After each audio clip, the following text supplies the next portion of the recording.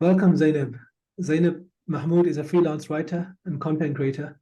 She's also the founder of Ahista Stories, a South Asian sustainable fashion community. Her writing and content focuses on slow fashion and climate justice. She's an editor for the climate magazine It's Freezing in LA and has written a number of pieces for a number of other publications, including The Guardian, iNews, Galdem, and many others. So, Zainab, it's a real genuine pleasure of, having a conversation with you. Thank you for coming on and giving me some of your time. It's a pleasure to be here. Thank you. Yeah. Can you just initially talk about how you became conscious of the environmental problems in the world and the fashion industry in particular, which is your interest? Yeah.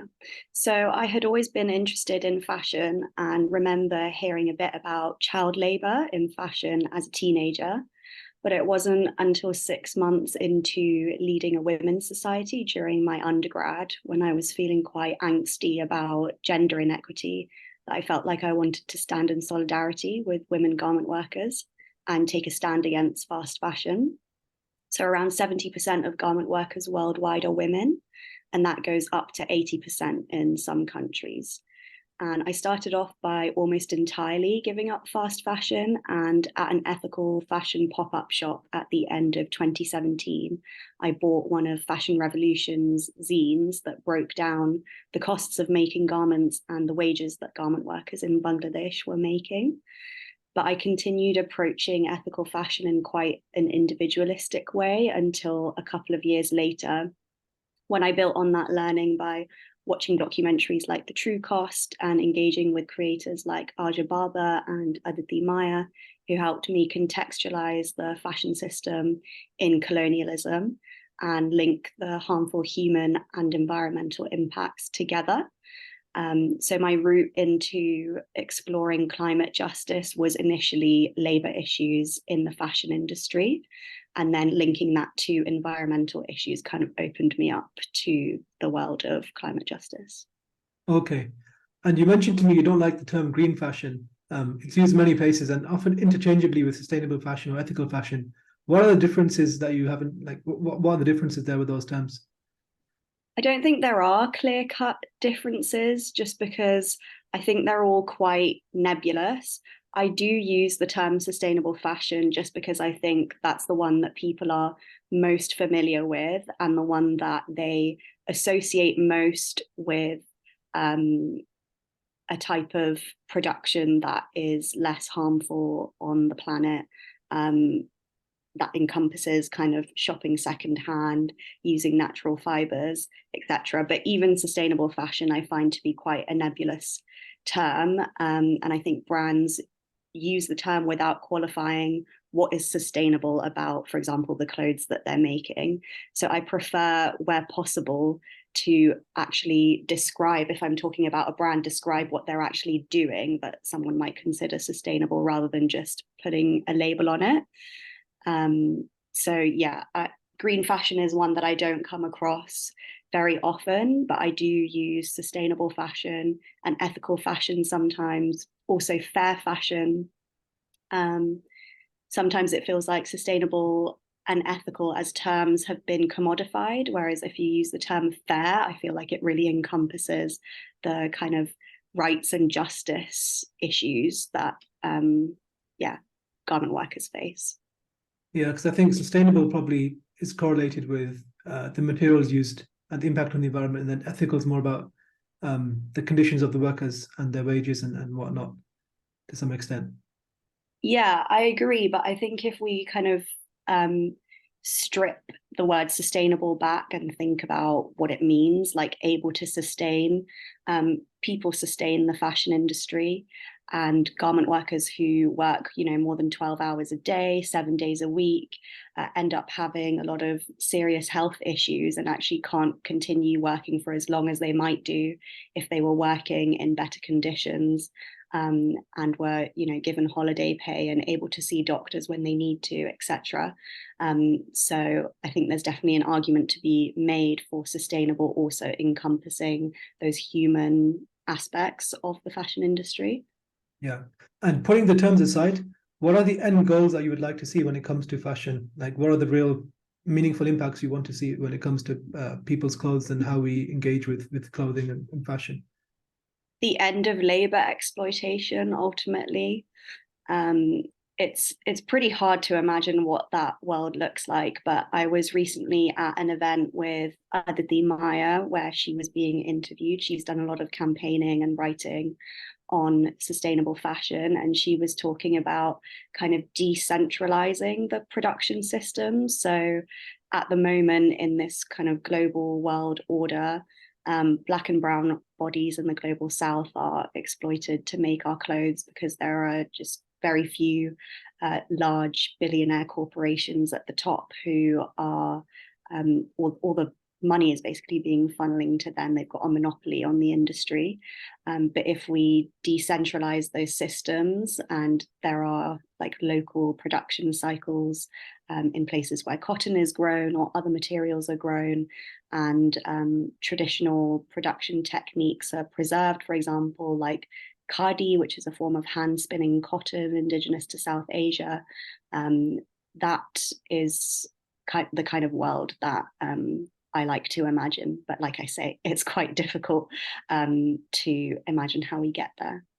So putting the labor issues aside, the fact that workers are not paid adequately, they're not kept in good environments. You know, there was a garment factory which collapsed in Bangladesh. This happened a number of times.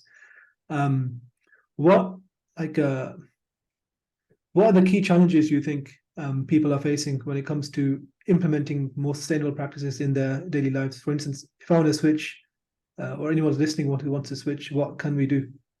Other than buying secondhand, like what things are there realistically that we can do? Sure. So the way that everybody shops, even without any ethical or environmental considerations, is different, whether it's your budget or your preference for shopping in person over online.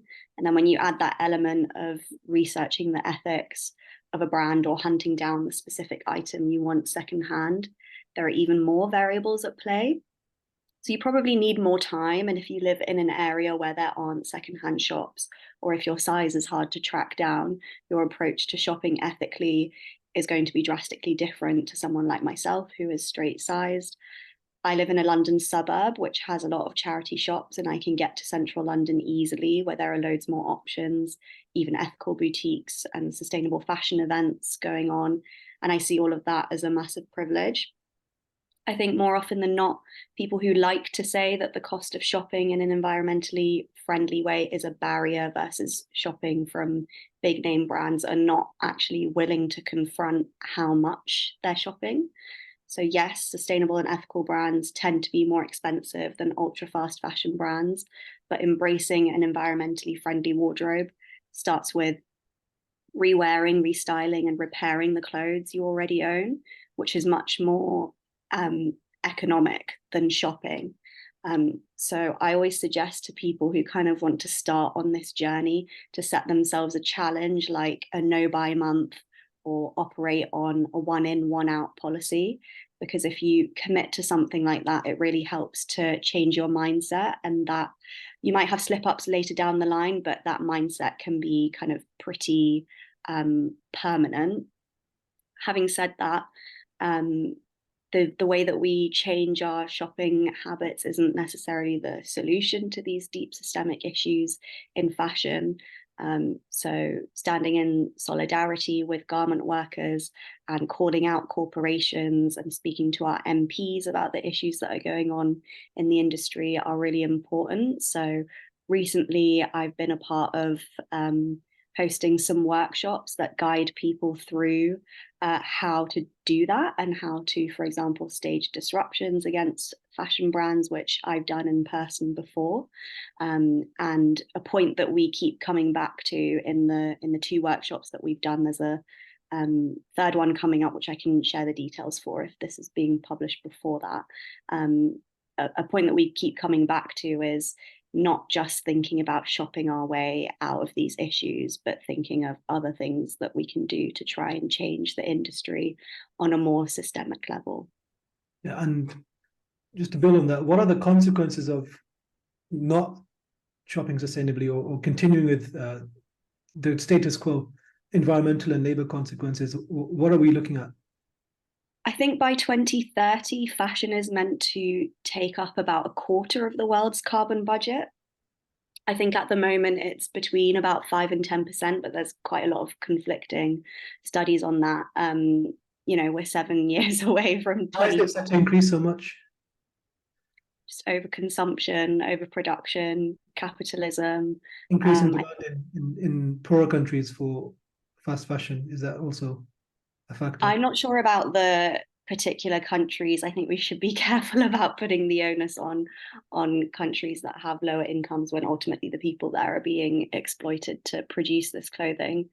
Another argument that people like to use when they don't want to confront how they're shopping is that they can't afford more expensive brands, or people on lower incomes need fast fashion, but there are studies that show that it's people with high incomes who are fueling ultra fast fashion brands like Shein, for example, even if they could afford to support sustainable and ethical brands, or just reduce the amount that they're shopping, so they're ultimately not spending as much on clothing overall.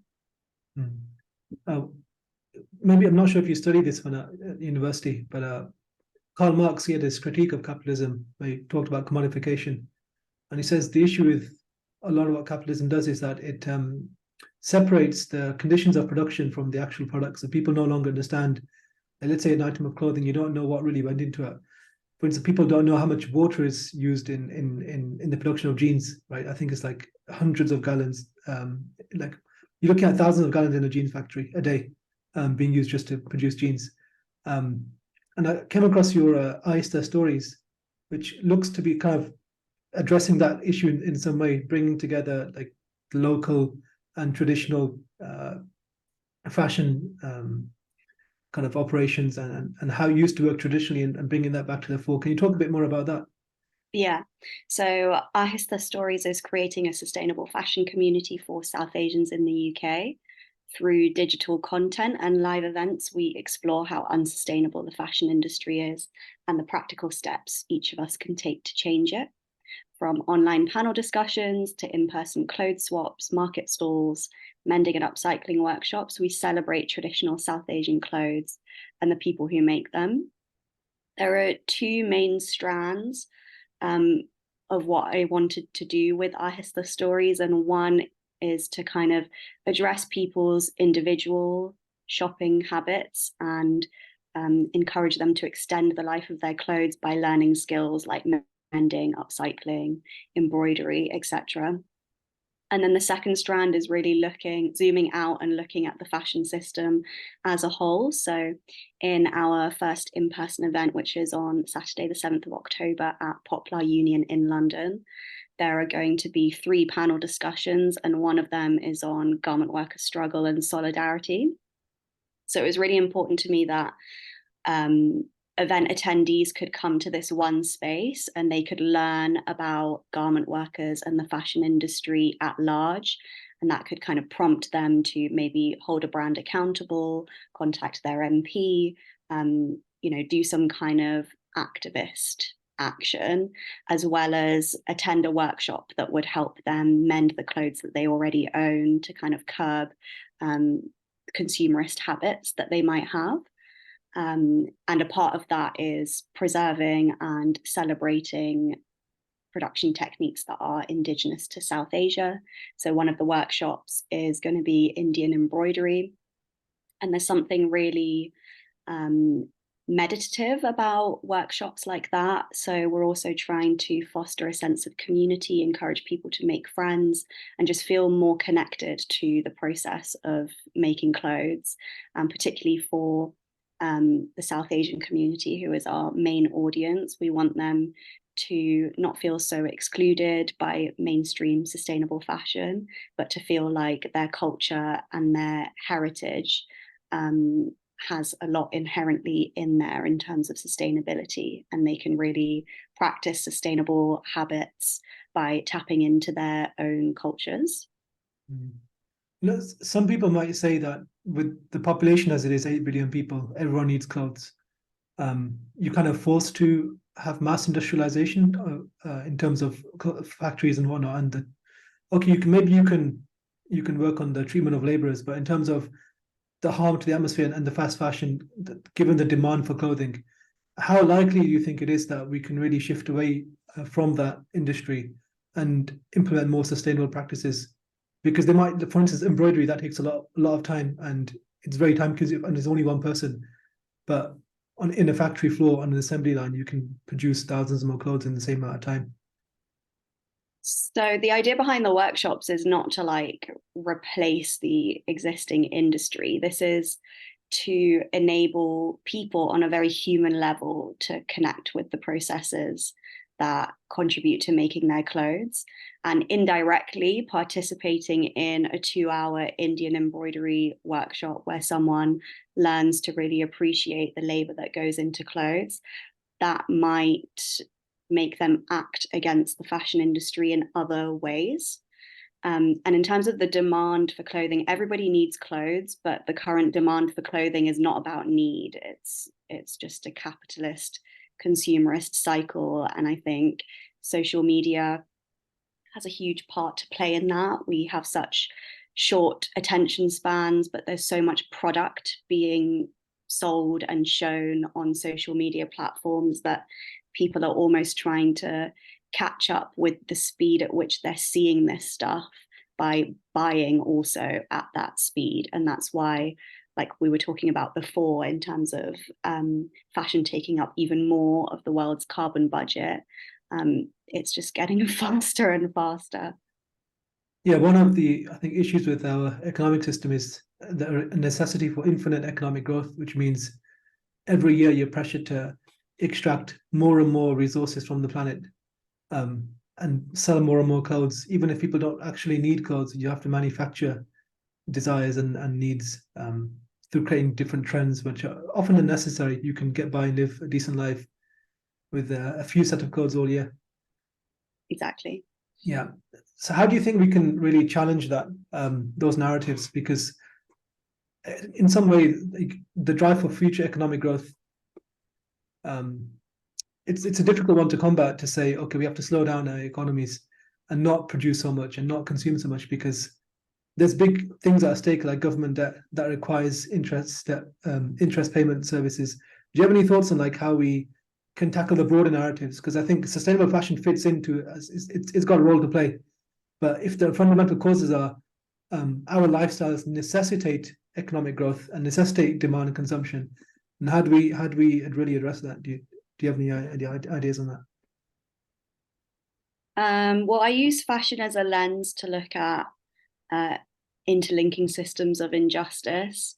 And one of the reasons why I took to fashion, other than being interested in it already, is that kind of visual element to it. You can kind of trick people into thinking about world order and the global political economy by kind of enticing them with fun, playful fashion content. So that's the first point. In terms of what we can do to address the global like world order, I'm certainly not in a position to answer that question fully, but I would say there's enough money to go around in order to reduce how much clothing we're producing. People often like to say, well, like, what will the garment workers in Bangladesh do? Well, if wealth was distributed fairly in the world, those women wouldn't have to break their backs working as much as they're working at the moment. So I don't know necessarily how we get there, but I think reparations need to be paid to previously colonized states. And yeah, I think wealth distribution is really key.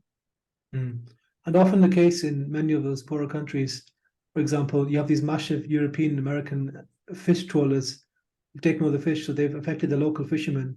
And so women are forced to go and work and support an income because the local fishermen can't catch enough fish because they've all been taken by the massive trawlers. So there's a lot of interlinking issues driving why people are doing certain things. Just moving on, I just want to ask, how does your faith influence your work and your views? In a very broad sense, the fact that as Muslims, we believe that everything we do in this world will be accounted for helps me keep justice at the center of all my work as much as I can. And then more specifically, this earth is God's creation, and we as humans are assigned the role as stewards of the earth. So I take that responsibility very seriously and see taking action against climate change as part and parcel of trying to be a good Muslim. Getting into the granular, there are a number of Islamic teachings about saving water and not wasting things that have helped motivate me to continue on this path. Also, the Prophet, peace be upon him, used to name each of his garments and really take care of them. And I think that's a really good example of how we should value the things that we own. Often when people talk about religion and God and spirituality, there's kind of this detachment from material things, but I think we almost need to find a balance and not just kind of disregard physical things completely, because ultimately that doesn't honor the materials and the processes that went into making those things. So I think there's definitely a balance to be found there. And do you think if you didn't believe, do you think it'd be different? Because there's many atheists out there who also don't believe in God, but they still care deeply about the environment. So just personally, how do you think you would behave? How do you see the situation differently? I would just be a different person. So I can't really answer that question, but I have plenty of non-religious friends who I do some of this work with. For example, the workshops that I mentioned, I've been running. But in terms of kind of looking at the bigger picture, we need everyone on board. So if me kind of talking about Islamic teachings and how they encourage caring for the planet and kind of curbing consumerism serves as inspiration for another Muslim to change their habits or learn more about environmental issues, then that's amazing. But also there are plenty of like non-religious content creators on Instagram or podcasters who will resonate more with other people. So I think we need everyone to do their part. What's your observations been of Muslims when it comes to the environmental space? Because you don't see that many Muslims talking about climate issues, especially in the UK. And what's your experience of that? And do you see more and more Muslims engaging in the future? I do see more and more Muslims engaging. Unfortunately, there are just like deep systemic issues that get in the way of Muslims being more involved in those movements. But I was part of co-creating the messaging for a campaign called 2 Billion Strong. They have an Instagram account called 2 Billion Strong. And they also did a really brilliant event a few months ago where there was a panel discussion with a few Muslims who work in climate justice. And there was also quite a bit of opportunity afterwards to network. And I spoke to quite a lot of people there. And there are a lot of really engaged young Muslims who want to do more and are trying to do more in their existing jobs. But in terms of careers, obviously, I think it's getting better. But you know, not everyone is able to choose a job based on kind of how it contributes to making the world a better place. Like people have bills to pay, and we're one of the most impoverished communities in the UK and suffer from racism and Islamophobia. So there are a number of different barriers, but I'm really hopeful that with campaigns like 2 Billion Strong and all of the people who were involved in that other Muslims will similarly be inspired to take action. But I don't think it's fair for anyone to kind of make a blanket statement that Muslims don't get involved because they don't care or they don't want to. There's a lot of systemic issues at play. Yeah, there are a number of systemic issues, but there's one thing: if you go around the country, Muslim areas tend to be the dirtiest. Whether that's the council's not picking up bins or whatnot, or just certain attitudes regarding waste and taking care of the environment. Why do you think that might be the case? I'm not sure if you've ever been to Birmingham or up north, like Bradford or Wigan and Leeds, these cities, but there tends to be an observation you make that Muslim cities or Muslim areas tend to be dirtier than the non-Muslim counterparts. Even if like a white working class area, it's cleaner than a Muslim area. Do You you could have the see this, stats on that? yeah. So if you look at Spark Hill in Birmingham, Allen Rock, Small Heath, one could argue it's probably due to shopping because the white working class areas don't really have large shopping areas, but Muslim cities have a lot of shopping areas. And there's also issues of waste as well. Look at restaurants and the waste they produce, and mosques, they produce a lot of waste as well. Do you think there are attitudes that we need to change, or perhaps attitudes that we've taken on externally that are not really Islamic and that we need to get rid of, that will help reduce waste and live more sustainably? Without the stats to back it up, I'm definitely not going to compare attitudes of Muslims versus non-Muslims. But in terms of whether we've taken on habits that are not Islamic, absolutely. We live in a capitalist world system, and Islam is inherently at odds with capitalism. So people are just trying to function in this world order that is not compatible with our religious beliefs. And obviously that's exacerbated when you are living in a minoritized religious community versus in a Muslim majority country. Even in Muslim majority countries, there's a lot of litter. If you go to Pakistan, even the villages, because they don't have waste disposal, right? They just throw the litter on the side. So do you think these are attitudes that have, like maybe colonialism, might have affected attitudes regarding the environment and taking care of it? Because you are trying to reintroduce classical clothing and embroidery practices, which are sustainable. Do you think something has gone wrong along the way in the process of colonialism or migrating here, that we've lost touch with those traditional beliefs and connection to nature? I'm not going to comment further on littering and individual habits, but in terms of the role that colonialism has played in Pakistan, the systemic issues that mean that waste is not managed properly are due to the colonial past and lack of reparations and like distribution of wealth. There's a lot of corruption that goes on there. It's not on the onus of the average Pakistani to not litter in order to save the planet. There are much deeper issues that I'm not necessarily qualified to answer, but I have written a very in-depth piece about climate justice in Pakistan for a magazine called Icarus Complex, which is about to come out. So if anyone wants to learn about Pakistan in particular, I interviewed quite a few people who work in different areas of climate justice in Pakistan. So there's a range of perspectives and expertise in that piece that people can engage with if they're interested in Pakistan in particular. Okay, and bringing it back to waste, why do you think waste is such a common theme in our consumer capitalist culture? Wherever you go, you just see waste. Companies dumping things into rivers, like sewage into rivers recently. That's been on the news. If you look at landfill, there's an issue there. Plastic in the oceans. We have massive issues with waste in our society. Where do you think it comes from? The way that products are currently produced, wasting is cheaper and easier than any other disposal system or recycling system. So most fashion brands don't kind of resell items that are returned to them, rather they just throw them away, or brands like Burberry burn them. And it's because it's so cheap to produce their clothing that it's cheaper to just produce more rather than kind of circulate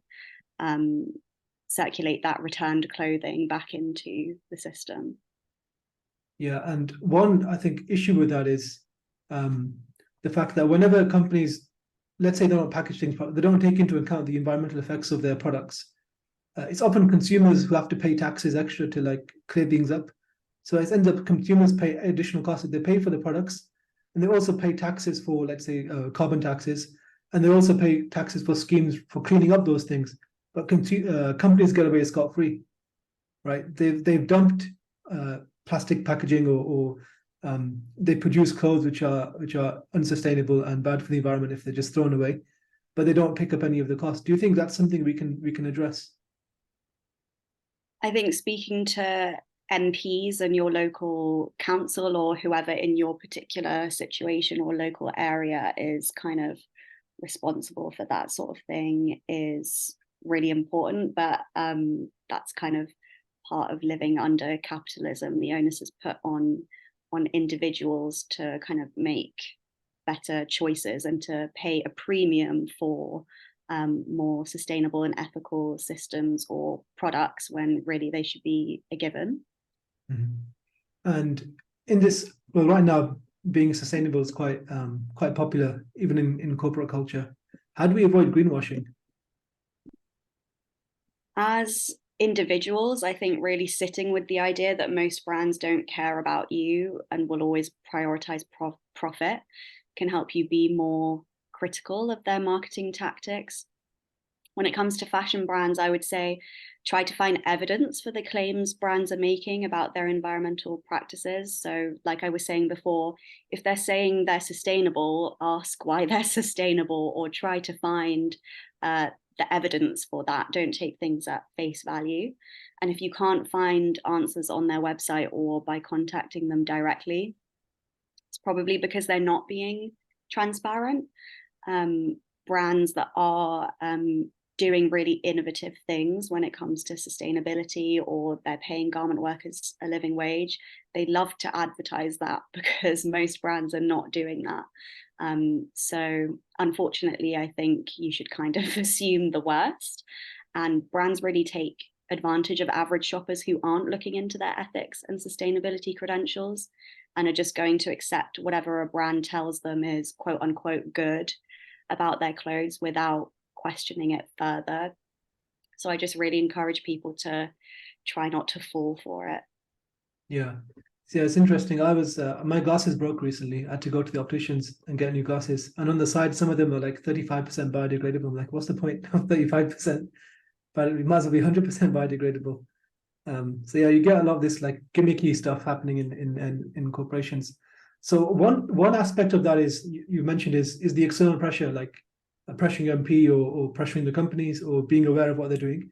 What about internal pressure? So getting jobs in those companies and trying to make a shift in their culture, or becoming an MP yourself, or engaging in the political process more and try and change things from within. What do you think about that as well, in combination with it?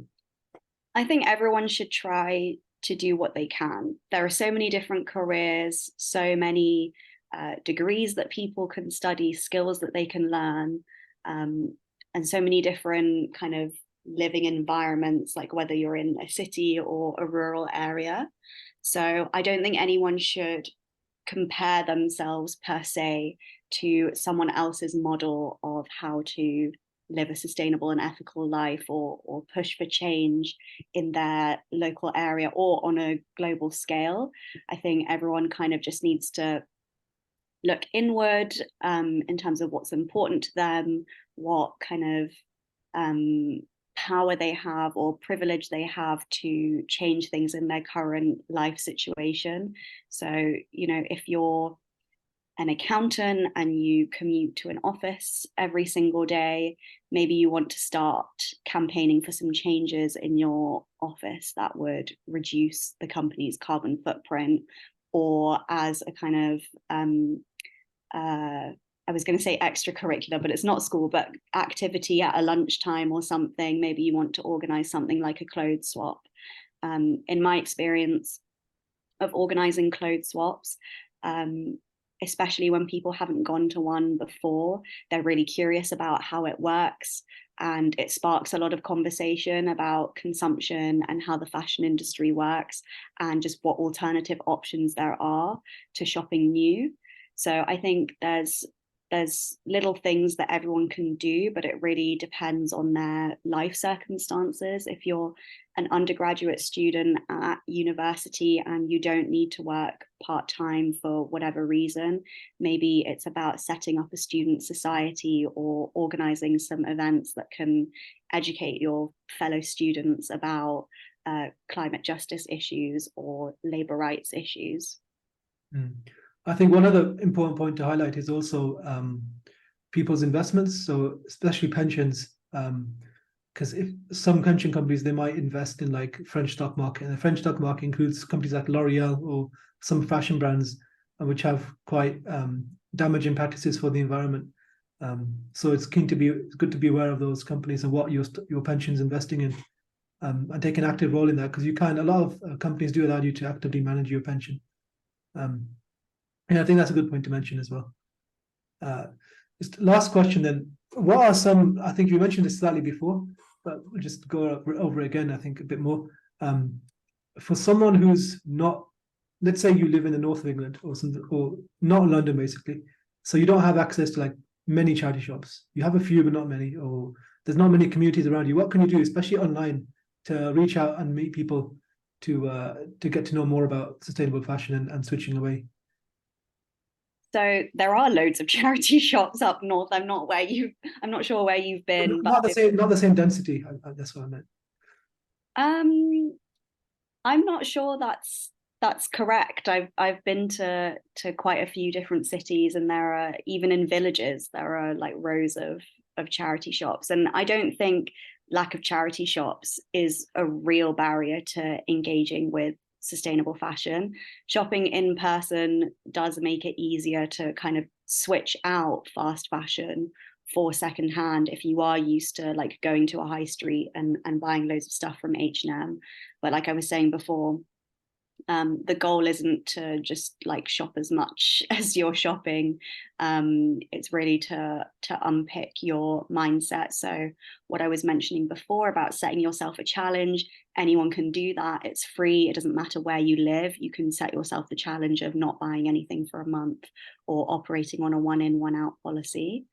If you do want to shop secondhand and you don't have in-person options, I really recommend Vinted, Depop, Facebook Marketplace, Vestia Collective.